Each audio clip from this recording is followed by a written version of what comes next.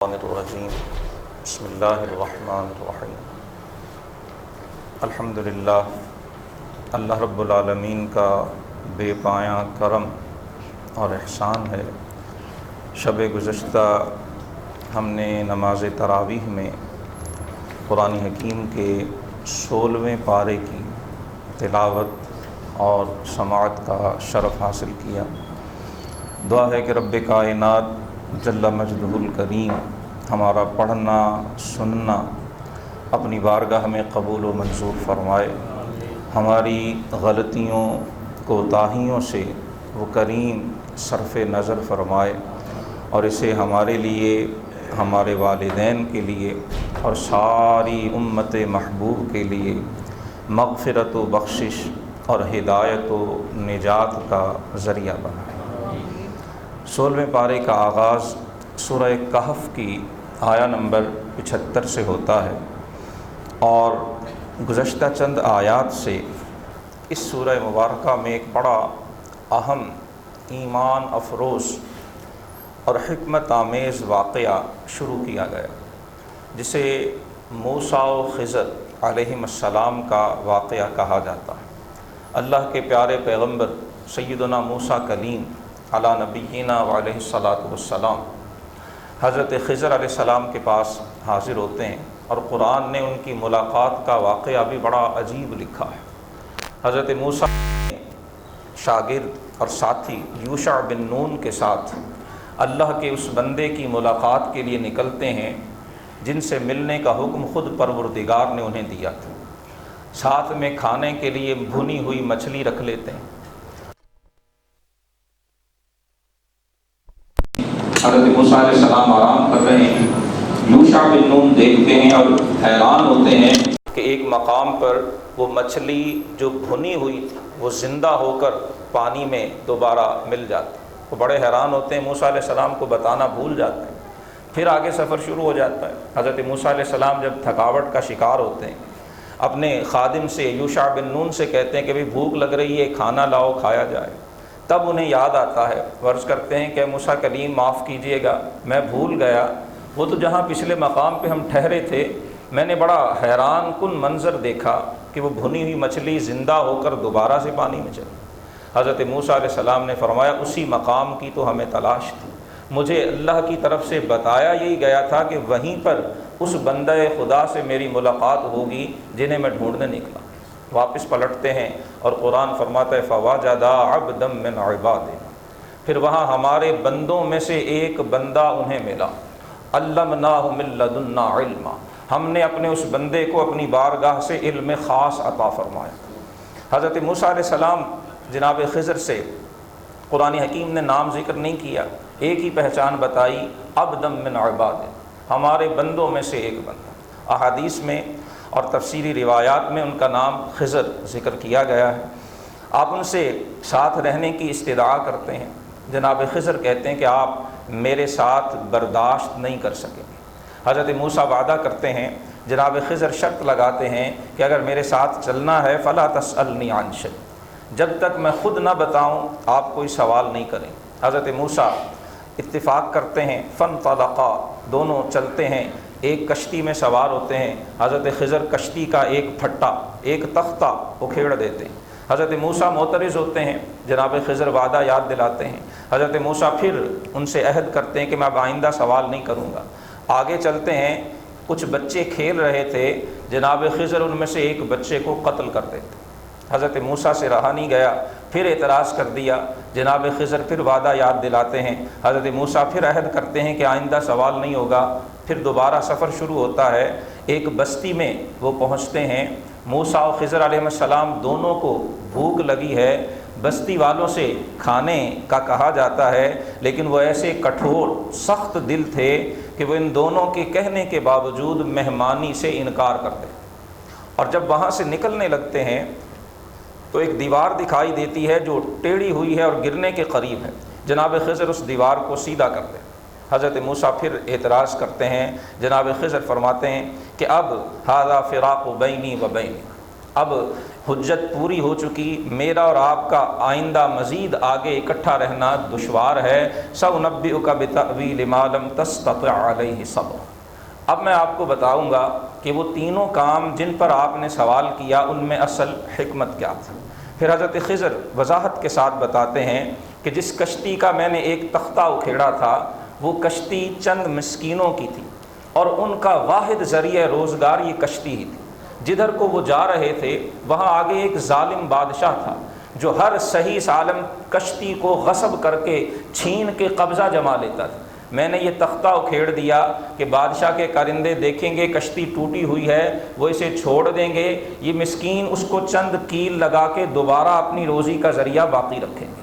فرمایا اس لیے ہم نے اس کشتی کا تختہ اکھیڑا۔ اور جس لڑکے کو قتل کیا گیا کا اس کے ابواہ مؤمنین، والدین مؤمن تھے، اور اس بچے نے بڑے ہو کر کفر اور طغیانی کی اس راہ پہ چلنا تھا کہ خدشہ تھا کہ کہیں ماں باپ کا ایمان بھی خطرے میں نہ پڑ جائے۔ ان کے ایمان کی حفاظت کے لیے اللہ نے اس بچے کو اپنی بارگاہ میں بلایا، اور ان کی بجائے اللہ نے انہیں اس سے بہتر اولاد عطا فرمائی۔ اور جس دیوار پہ آپ نے اعتراض کیا تھا وہ دیوار جس بستی میں تھی، بستی والوں کا سلوک کیسا ہی غیر منصفانہ ہو، اس دیوار کے نیچے وہاں رہنے والے 2 یتیموں کا خزانہ تھا۔ جس بستی والے اتنے سخت دل ہیں کہ 2 اجنبی نیک نظر آنے والے مہمانوں کی مہمان نوازی سے بھی انکار کریں، اگر وہ خزانہ ظاہر ہوتا تو وہ اسے لوٹے بنا نہ چھوڑ دے۔ وہ بچے ابھی چھوٹے تھے، کان ابوہما صالحا، ان بچوں کا باپ ایک نیک آدمی تھا۔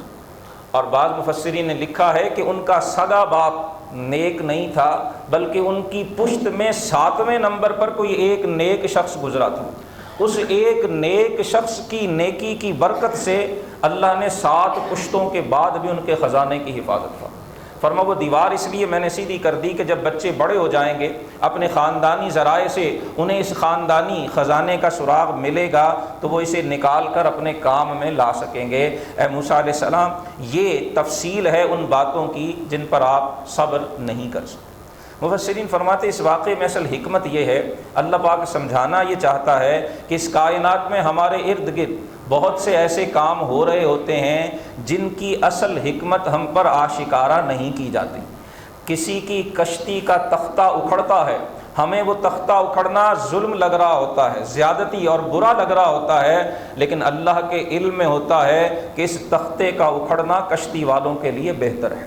کسی کی جان لی جاتی ہے، کسی کی اولاد سے وہ کسی کو محروم کیا جاتا ہے، ہم اس کے دکھ میں، درد میں، غم میں شریک ہوتے ہیں، لیکن ہم اپنے محدود علم کی وجہ سے نہیں جان پاتے کہ اولاد کا رہنا اس کے حق میں بہتر تھا یا اللہ کی بارگاہ میں بلایا جانا اس کے حق میں بہتر تھا۔ بعض گرتی ہوئی دیواریں خود بخود سیدھی ہوتی ہیں، ہمیں سمجھ نہیں آتی کہ بستی ایسی، رہنے والے ایسے، یہ الٹی اور ٹیڑھی دیواریں سیدھی کیوں ہوئیں؟ اللہ رب العالمین ان کی حکمت کو بہتر جانتا ہے۔ بتایا گیا کہ رب کی حکمتوں پر ایمان لانا، اس کی قدرتوں پہ ایمان رکھنا اور اس کی تقدیر پر مضبوط اور پختہ اور مستحکم ایمان یہ اہل ایمان کی نشانی ہوا کرتا۔ اسی سورہ مبارکہ کے 11ویں رکوع میں ذوالقرنین کا واقعہ ذکر کیا گیا۔ عظیم تاریخ کے فاتحین میں سے ایک فاتح، ایران سے تعلق مفسرین نے ذکر کیا، قرآن حکیم نے تفصیل بیان نہیں کی، ان کے 3 سفروں کا ذکر کیا، اور یہ ان کے احوال بیان بھی اس لیے ہوئے کہ اہل مکہ نے یہود کے انگیخت اور ان کے بھڑکانے پر آپ صلی اللہ علیہ وسلم سے ذوالقرنین کے بارے میں سوال کیا تھا۔ قرآن نے ان کا سوال بھی ذکر کیا آیہ نمبر 83 میں، اور پھر اگلی آیات میں تفصیل بیان کی۔ تینوں سفروں میں اللہ پاک نے فرمایا کہ ہم نے انہیں اس زمانے میں سفر کے، جنگ کے جو بھی اسباب تھے، جو ٹیکنالوجی، جو سفر اور جو ہے وہ سواریاں تھیں، وہ ساری کی ساری ہم نے انہیں عطا فرمائی۔ انہیں اللہ نے مشرق و مغرب پر حکومت عطا فرمائی۔ اتنی بڑی حکومت ملنے کے باوجود، اتنی بڑی فوج کا مالک ہونے کے باوجود، اتنی کثیر فتوحات کے باوجود جناب ذوالقرنین کا اخلاق یہ ذکر کیا گیا کہ وہ اللہ وحدہ لا شریک پر ایمان لانے والے، وہ نیک عمل کرنے والے تھے۔ اور جب انہوں نے یاجوج اور ماجوج کے بارے میں ان سے درخواست کی گئی کہ ان سے ہماری حفاظت کا کوئی انتظام ہو، انہوں نے ایک سیسا پلائی ہوئی دیوار ان کے یاجوج ماجوج اور درخواست کرنے والوں کے درمیان قائم فرما دی۔ آیا نمبر 98 میں بتایا گیا کہ دیوار ایسی تھی کہ یاجوج ماجوج جیسی شدید طاقتور جنگجو قوم بھی نہ اس پر چڑھ کے پھلانگ سکتی تھی نہ اسے گرا سکتی۔ اتنی عظیم دیوار بنانے کے بعد ذوالقرنین کا جو طرز عمل قرآن حکیم ذکر کر رہا ہے، اصل حکمت اس کے ذکر کرنے میں اور اصل نصیحت یہ کی جا رہی ہے، قریش مکہ کو سمجھایا جا رہا ہے کہ تم سے ایک مکہ شہر کا اقتدار تمہیں ملا ہے، تم اسی پہ خدا بن بیٹھے ہو۔ تھوڑی سی دولت تمہیں مل گئی ہے، تمہاری فرعونیت کسی حد میں ہی نہیں رہ رہی ہے، تمہیں اللہ نے کچھ معاشرے کے اندر عرب کی سوسائٹی میں کچھ تمہیں اختیار اور تمہیں کچھ بہتر رویہ اور جگہ عطا کی ہے، تم محمد الرسول اللہ کی بات سننے پہ آمادہ نہیں ہو۔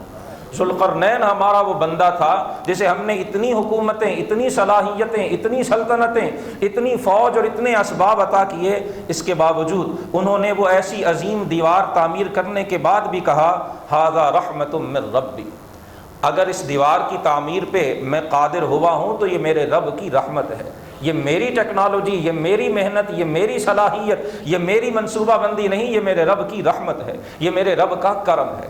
اور ساتھ ہی بتا دیا فَإِذَا جَاءَ وَعْدُ رَبِّي جَعَلَهُ دَكَّا، دیوار بڑی مضبوط ہے، بڑی پختہ ہے، بڑی مستحکم ہے، لیکن جب ان اللہ علی کل شیء قدیر کی شانوں کے مالک پروردگار کا حکم ہوگا تو یہ دیوار ریزہ ریزہ ہو جائے گی۔ وَكَانَ وَعْدُ رَبِّي حَقًّا، اور وہ قریب قیامت ہوگا اور قیامت کا آنا حق ہے۔ یہاں سے پھر ایک بات جو روح سخن ہے مشرکین کی طرف کرتے ہوئے انہیں قیامت کے احوال ذکر کیے گئے، اور آیا نمبر 103 اور 104 جب بھی انسان پڑھتا ہے ایک بار دل لرز اٹھتا ہے۔ ارشاد فرمایا کیا ہم تمہیں بتائیں کہ سب سے زیادہ گھاٹے میں رہنے والے کون ہوں گے؟ فرمایا یہ وہ لوگ ہوں گے جن کی دنیا کی ساری کوششیں ضائع ہو جائیں گی۔ وَهُمْ يَحْسَبُونَ أَنَّهُمْ يُحْسِنُونَ صُنْعًا، وہ دنیا میں سمجھ رہے ہوں گے ہم بڑا اچھا کر رہے ہیں، ہم بڑا عمدہ کر رہے ہیں، ہم نے جناب نیکیوں کے یہ خزانے اور ڈھیر لگا دیے ہیں، لیکن جب قیامت قائم ہوگی تو ان کا سارا کیا دھرا ضائع ہو جائے گا۔ بتایا گیا کہ یہ انجام مشرکین اور کفار کا ہوگا کہ دنیا کا ان کا کوئی بھی اچھے سے اچھا عمل روز آخرت ان کے کسی کام نہیں آئے گا، لیکن اہل ایمان کو بھی تنبیہ کی گئی کہ اعمال بجا لاتے ہوئے حسن نیت ضرور پیش نظر رکھنا چاہیے۔ اخلاص اور رضا الہی جس عمل کی بنیاد میں نہ ہو وہ عمل دیکھنے میں کتنا ہی عمدہ اور بھلا کیوں نہ لگے، اللہ کی بارگاہ میں اس کا کوئی وزن نہیں ہوا کرتا۔ آخر صورت میں پھر فرمایا گیا کہ جو اللہ وحدہ لا شریک پہ ایمان رکھتا ہے، اس سے ملاقات کا یقین رکھتا ہے، فَلْيَعْمَلْ عَمَلًا صَالِحًا، صرف ایمان کافی نہیں، اسے عمل صالح کی دولت بھی حاصل کرنی چاہیے، عمل صالح سے اپنے دامن کو بھی بھرنا چاہیے اور اپنے رب کے ساتھ اس کی عبادت میں کسی کو ہرگز شریک نہیں ٹھہرانا چاہیے۔ سورہ مریم اس پارے کی اگلی سورہ مبارکہ ہے، یہ مکی سورہ ہے، 98 اس میں آیات ہیں اور 6 رکوع ہیں۔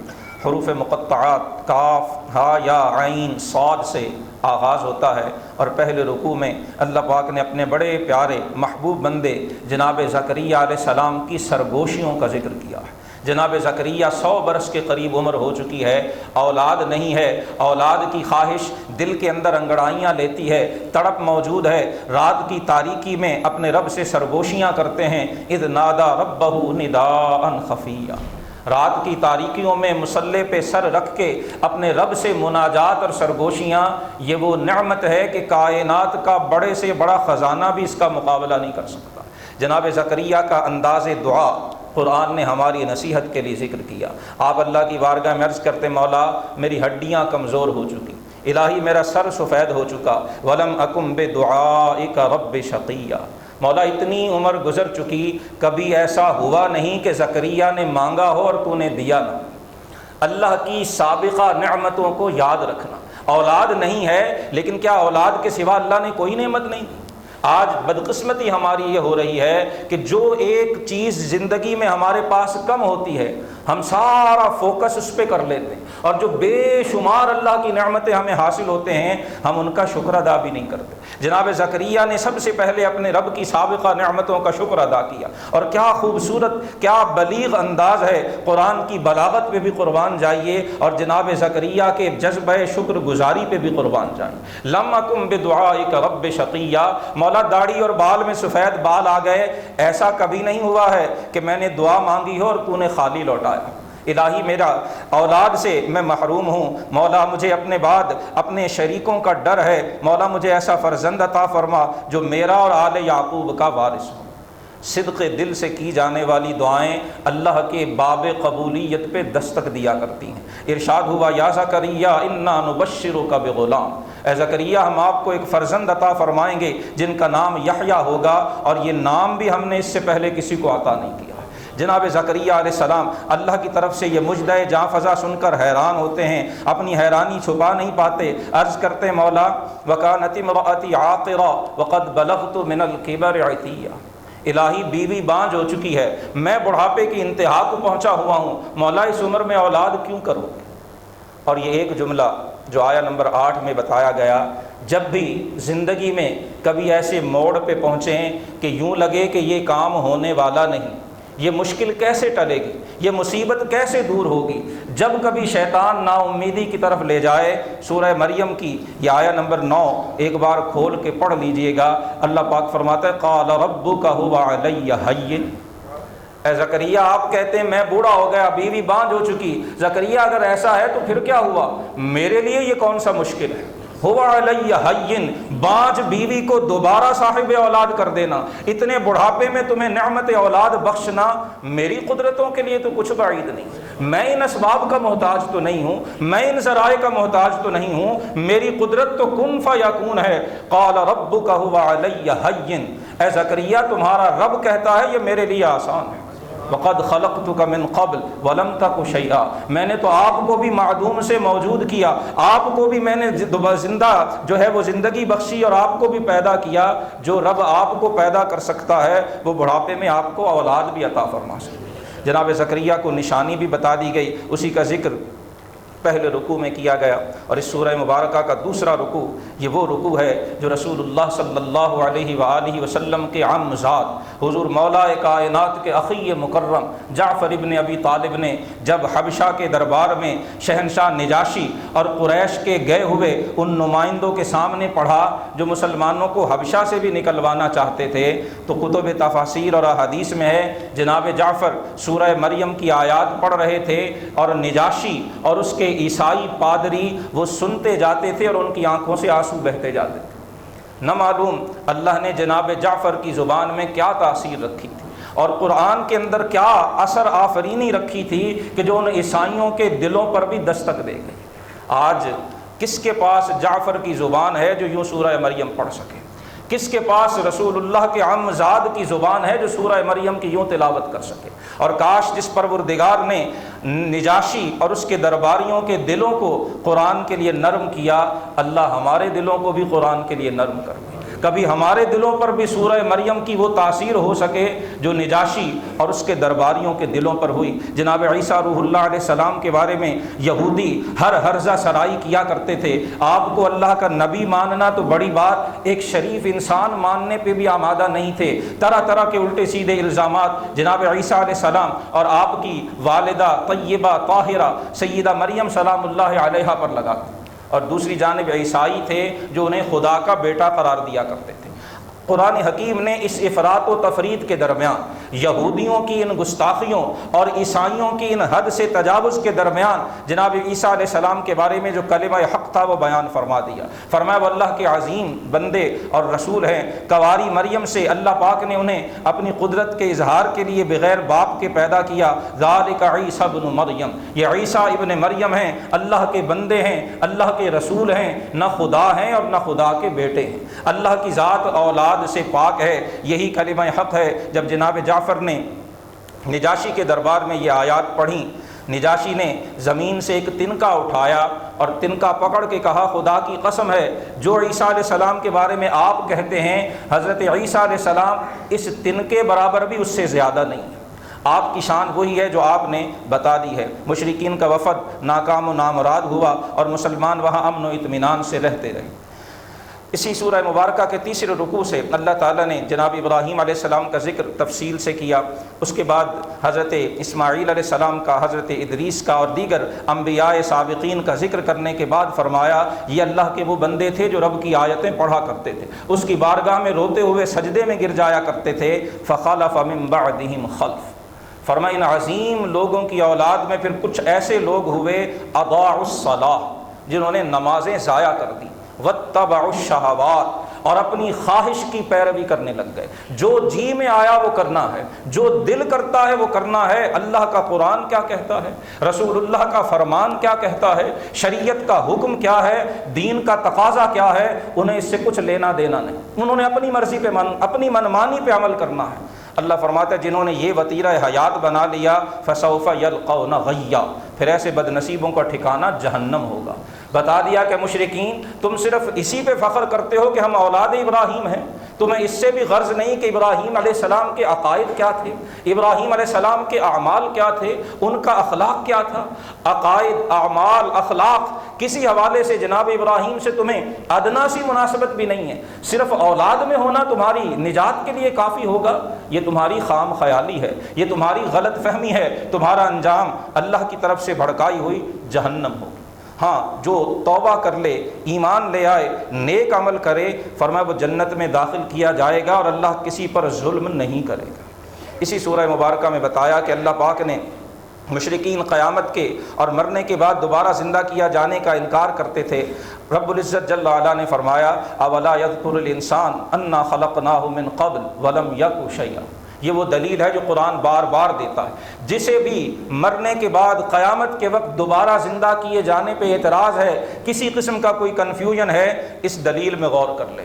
فرمایا جس رب نے تمہیں پہلی بار پیدا کیا ہے وہ تمہیں دوبارہ قبروں سے زندہ بھی کر سکتا ہے۔ جو تمہیں پانی کی ایک بوند سے رحم مادر میں تخلیق فرما کے اس دنیا میں لا سکتا ہے، وہ تمہاری بچی کھجی ہڈیوں میں جان ڈال کے تمہیں دوبارہ زندہ کر کے میدان قیامت میں بھی کھڑا کر سکتا ہے۔ یہ عجیب بات ہے کہ تم اپنی پہلی تخلیق پہ تو ایمان لاتے ہو، رحم مادر سے، نطفہ باپ سے، ایک پانی کی بوند سے اپنی تخلیق کو تو مانتے ہو، اور قبر سے زندہ کیے جانے پر تمہیں اعتراض اور حیرت ہوتی ہے۔ فرمایا اس میں حیرت کی کوئی بات نہیں، یہ اللہ کی قدرتوں سے ہرگز بعید نہیں ہے۔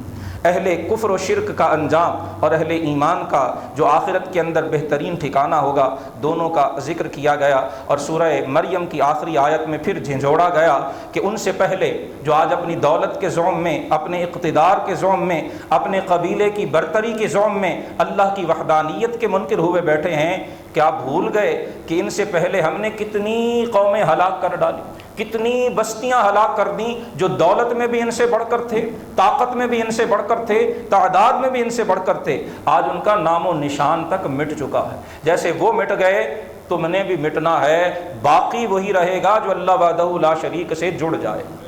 سورہ طٰہٰ 16ویں پارے کی آخری سورہ مبارکہ ہے، یہ بھی مکی ہے۔ اس کی 135 آیات اور اس میں 8 رکوع ہیں۔ بڑی خوبصورت، بڑی حسین و جمیل اور بڑی پرتاثیر جو سورہ مبارکہ ہے، قرآن حکیم کی سورتوں میں سے ہے۔ اس کے بارے میں مفسرین نے لکھا ہے، اسی سورہ مبارکہ کی ابتدائی آیات تھیں جنہیں سن کر عمر بن خطاب فاروق اعظم بننے کی راہوں پہ چل کھڑے ہوئے تھے۔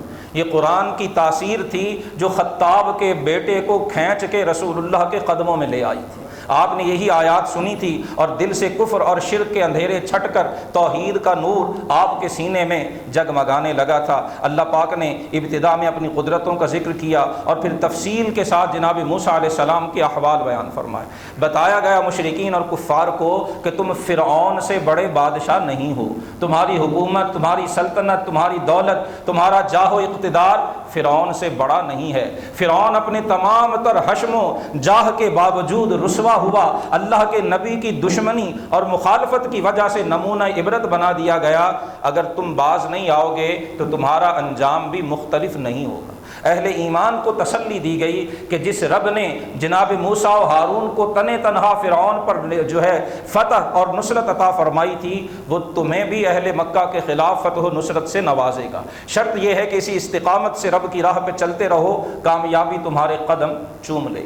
جناب موسیٰ علیہ السلام کی زندگی کے واقعات یہاں ذکر ہوئے، بچپن میں جو اللہ نے آپ پر احسانات کیے، جس طرح سے خود فرعون کے محل میں اللہ نے جناب موسیٰ کی پرورش کروائی۔ بتایا جا رہا ہے کہ جو اللہ کو منظور ہوتا ہے اس کائنات میں وہی ہوا کرتا ہے۔ حضرت موسیٰ و ہارون علیہ السلام کا فرعون کے پاس جانا، اسے اللہ کی وحدانیت کی دعوت دینا، فرعون کا آپ سے سوالات کرنا، من ربکما یا موسیٰ، اے موسیٰ آپ کس رب کی بات کرتے ہیں؟ یہ کائنات میرے حکم پہ چل رہی ہے، اتنی بڑی میری فوج ہے، میں جو حکم دیتا ہوں وہ پورا ہوتا ہے، کیا کائنات میں کوئی خدا بھی ہے؟ جیسے فرعون اپنی طاقت کے زوم میں اس نشے میں مبتلا ہوا تھا، آج اس 21ویں صدی میں بھی دنیا کے بڑے بڑے ممالک، بڑی بڑی ٹیکنالوجیز کے حامل، وہ بھی یہ سمجھتے ہیں کہ آج خدا کی نعوذ باللہ کوئی ضرورت ہی نہیں ہے، کائنات کے مالک ہم ہیں، ہماری مرضی کے بغیر نہ کہیں کوئی حکومت بدلتی ہے اور نہ کہیں کوئی اور کام ہوتا ہے، لہٰذا ہم ہی نعوذ باللہ خدا ہیں۔